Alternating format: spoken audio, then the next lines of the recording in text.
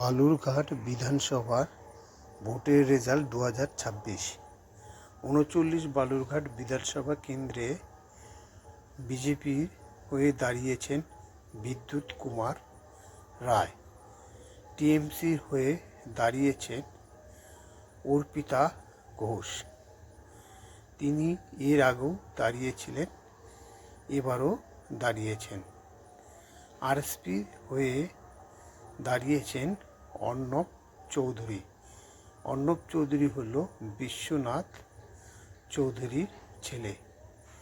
বাবা মরে যাওয়ার পরে তিনি বালুরঘাট কেন্দ্র থেকে আরএসপির হয়ে দাঁড়িয়েছেন।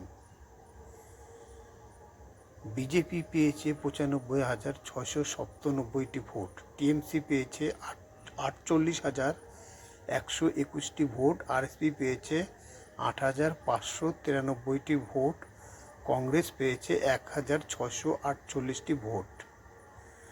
বালুরঘাট কেন্দ্র থেকে বিজেপি জয়ী হয়েছে ৪৭,৫৭৬টি ভোটে। ভিডিওটি ভালো লাগলে ফলো করুন, লাইক করুন, কমেন্ট করুন, শেয়ার করুন।